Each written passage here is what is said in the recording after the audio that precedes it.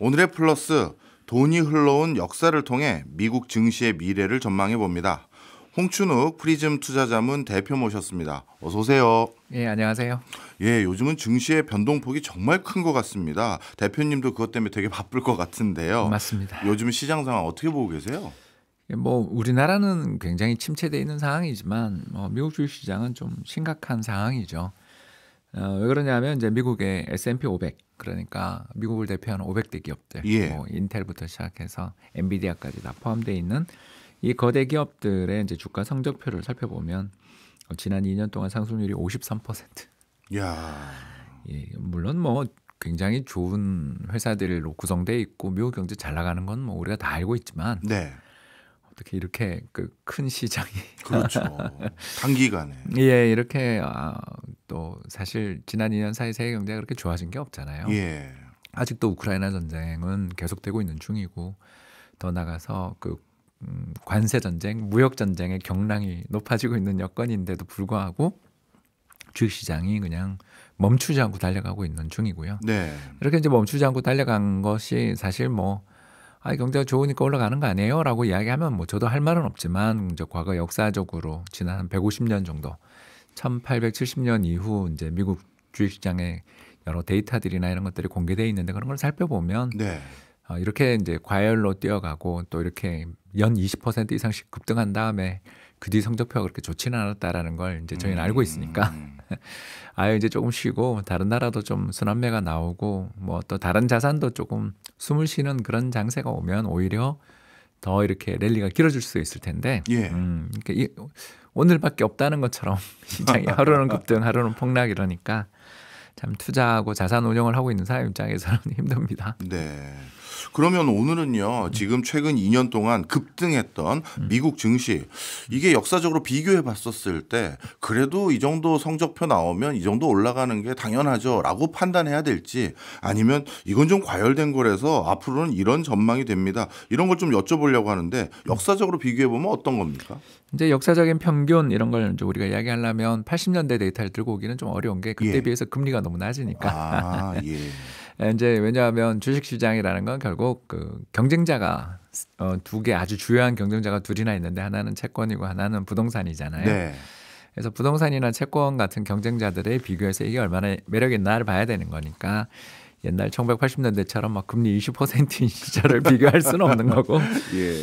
그래서 이제 한 90년대부터 이제 신경제 바람이 불며 저금리가 일상화됐던 90년대부터 지금까지 미국의 평균 PBR 그러니까 예. 이제 기업의 주당 순자산 가치라고 들어보셨는지 모르겠습니다. 이게 이제 뭐냐면 이제 제가 프리즘 투자자문 대표를 하고 있는데 제가 이제 꼬부랑 할아버지가 돼서 은퇴를 하면서 이제 회사 이제 접을래요. 이러면 주주들한테 줘야 되는 돈들이 바로 순자산 가치. 예. 그래서 주주들에게 몫이라고 볼 수 있는데 이게 이제 10,000원이라고 한번 가정을 해보자는 거죠. 예. 주당 10,000원입니다.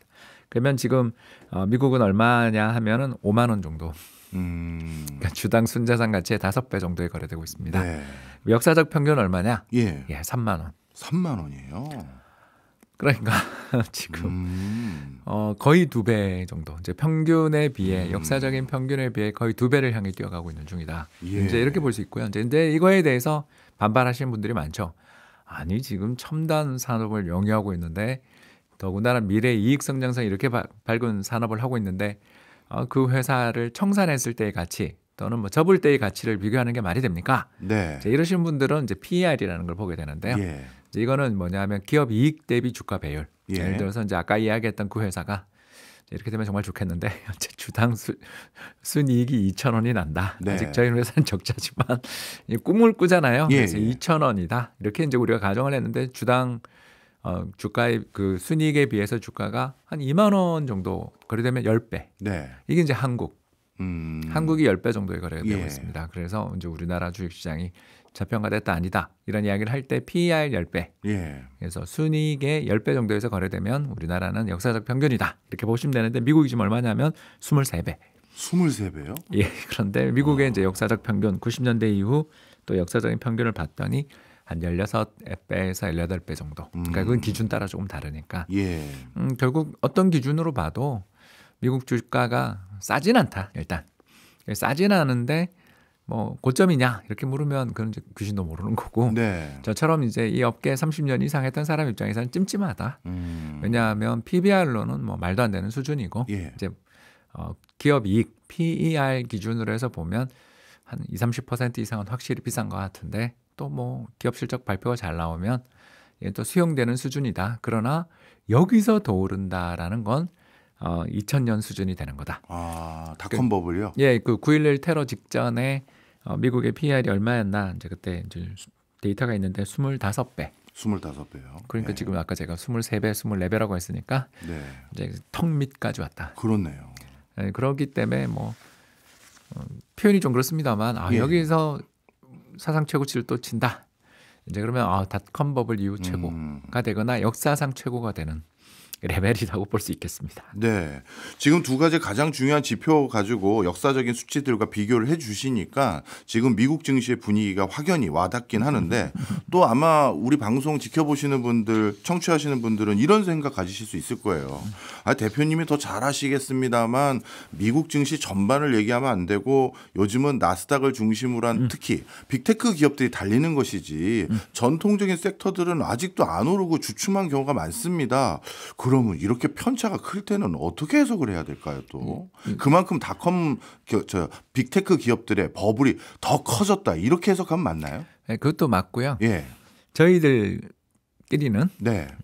이건 아직은 그래서 고점은 아니다라고도 봅니다. 아, 그래서요? 예, 이제 잠깐 초소형주들, 그러니까 미국을 대표하는 기업들 중에서 좀 밑에 있는 기업들, 예. 네, 그런 기업들의 PR이 참고로 얼마인가 봤더니 15배더라고요. 그러니까 아까 제가 평균이 23배 그랬는데 네. 하위권 S&P 500 기업 중에 제일 작은 기업들 100개 정도의 주가 수익 비율을 살펴봤더니 16배다. 그러면 위에 기업들이 얼마나 비싼지는 알 수 있는 거죠. 그렇네요. 네. 그런데 이제 이거를 저는 긍정적으로 보는 쪽이죠. 왜냐하면 저는 이제 여러 번의 버블을 겪으면서 가장 위험한 순간이 뭐냐 이렇게 어떤 분이 많이 물으시는데 이제 오늘 가르쳐드리겠습니다. 제2의 땡땡땡이 나오면 주식시장은 거의 끝났다고 봅니다. 제2의 땡땡땡. 예, 뭐 테슬라 또는 엔비디아. 아, 이게 제2의 테슬라래, 제2의 엔비디아래 이런 거 나오면 이제 제일 위험한 예, 거군요. 그게 또 이제 막 주도할 때. 아, 우리가 좀 기억나시겠습니다만 2021년에 테슬라가 주도주였잖아요. 그때 예. 그때 뭐 여러 가지 기업들 혹시 그 베트남 전기차 회사 기억나시는지? 네, 그렇죠. 예, 또 중국의 전기차 회사들, 예. 미국의 또 회계 부정 사건에 휘말렸던 전기차 회사들. 왜냐하면 좋은 이야기는 아니기 때문에 예. 그 주식 들고 계신 주주들도 계실 것 같아서 제가 테슬라만 이야기를 하는데 네. 이제 그런 식으로 뭐가 뜰 때 먹이도 뜬다. 그죠? 어물점 망신은 뭐가 시킨다. 이런 이야기 혹시 들어본 적 있죠? 네. 그러니까 주식 시장에서 제일 무서운 게 이겁니다. 엔비디아 좋아요. 그리고 더 나가서 테슬라 좋아요. 또는 구글, 그러니까 이제 알파벳이죠. 예. 좋습니다. 이런 기업들이 영업이익률이 얼마냐 이렇게 하면 테슬라는 아직 얼마 안 되지만 예. 엔비디아 같은 경우는 60%. 그러니까 100원 벌면 이익이 60원. 너무 좋다. 독점 기업이죠. 예. 이제 이런 기업들이 시장에서 주저주를 할 때는 뭐라고 시비를 못 걸어요. 왜냐하면 이 회사는 1년 뒤에 이익이 여기서 이 기세로 가면 2배가 늘고 3배가 늘 테니까 2년 뒤는 3배가 되고 할 테니까 현재 주가가 비싸다고 말할 수 있느냐라는 말을 우리가 거역을 못해요. 네. 그러나 제2의 엔비디아입니다. 제2의 테슬라입니다. 제2의 아마존입니다. 제2의 구글입니다라고 하는 회사들은 대부분 어떤 회사들이죠? 돈을 못 벌고 있는 회사들이죠. 그렇죠. 그리고 돈을 못 벌고 있는 회사지만 주가가 오를 때 신속하게 주주들한테 손을 딱 벌려서 저 주식 발행할 테니까 돈 좀 주세요. 이렇게 증자를 엄청나게 자금을 조달해서 뭘 하냐 하면 저희들끼리 이야기하지만 이제 치킨 게임을 그렇죠. 그러니까 네, 맞아요. 어마어마한 투자들을 하기 시작합니다. 예. 생산 설비를 말도 못하게 늘리고 가격 일단 우리는 시장을 점유하고 시장을 독점하기 위해서는 당장의 손실은 필요 없어라고 밀어붙이는 공급 과잉의 시대를 그 뒤에 잉태하게 되거든요.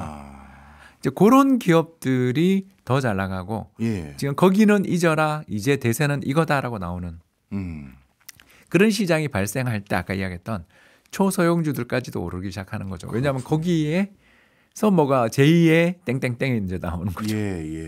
그러면 이제 이 격차가 좁혀지고 그러니까 가장 잘 나가는 기업들이 비싼 건 이익이 좋기 때문에 비싼 건데 별로 잘 나가지도 못하고 이익도 못 내는 회사들의 주가도 급등하며 시장에 소외돼 있던 기업들까지 오른다. 네. 이러면 이제 시장이 거의 끝물이고 우리나라에서는 이제 옐로우 칩이 간다 그러면 정말 조심해야 되는 거예요. 우리는 이제 블루 칩, 옐로우 칩 이 비유가 이제 좀 거기서 나온 건데 카지노에서 나온 거지만 네. 블루 칩이 이제 제일 좋은 칩이라고 하잖아요. 근데 옐로우 칩은 그보다 좀 떨어지는 기업들까지 오른다.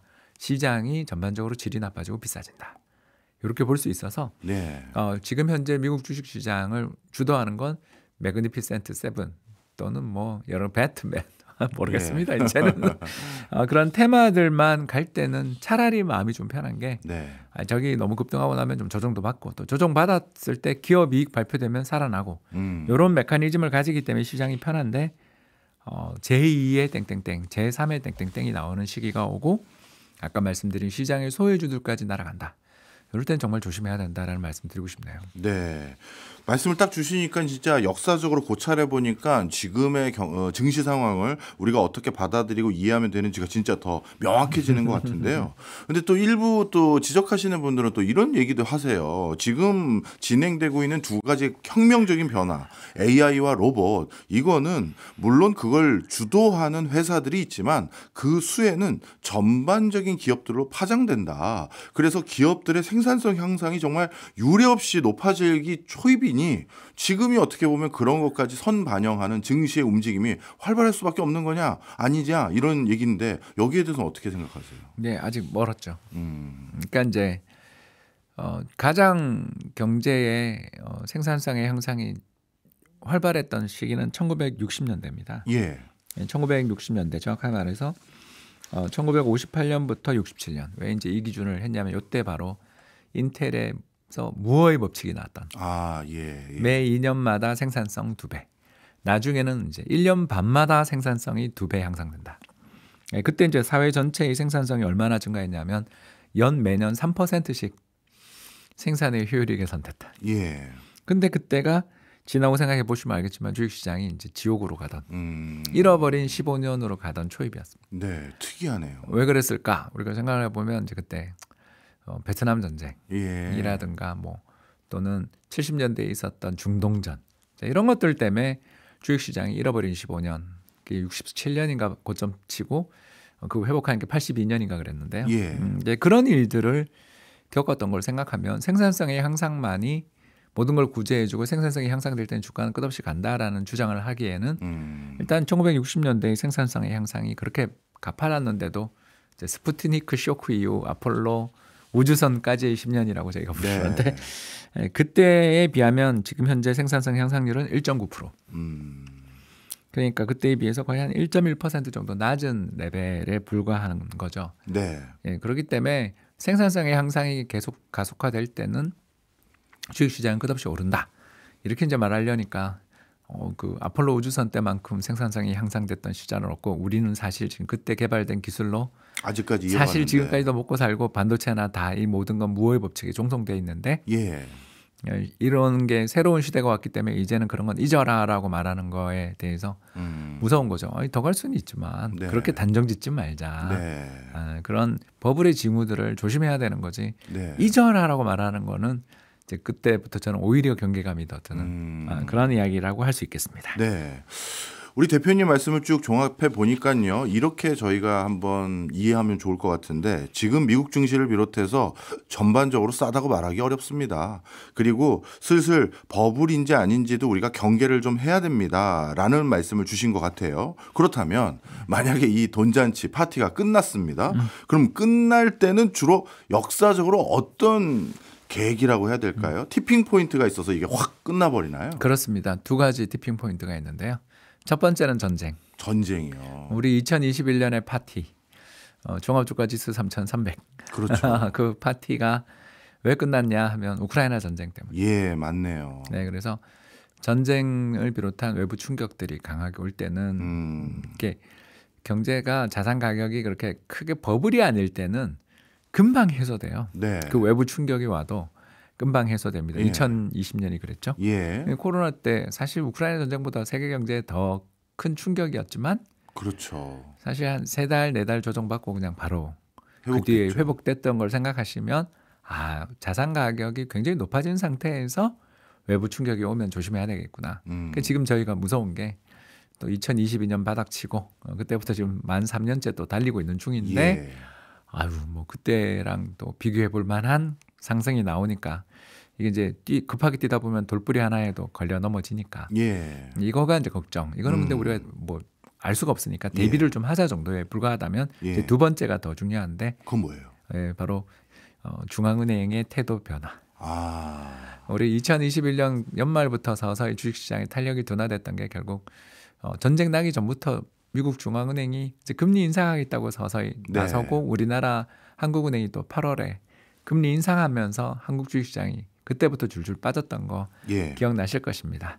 그렇기 때문에 미 연준을 전부 다 이렇게 쳐다보고 있는 거고 작년 말까지만 해도 마음씨 좋은 미소를 지으며 올해 금리 인하 해줄게 그러던 연준이 갑자기 1월 회의에서는 인플레 목표를 향해 가고 있어요라는 표현을 삭제하고 최근에는 이제 연준 주요 그 멤버들이 동결할 수 있다.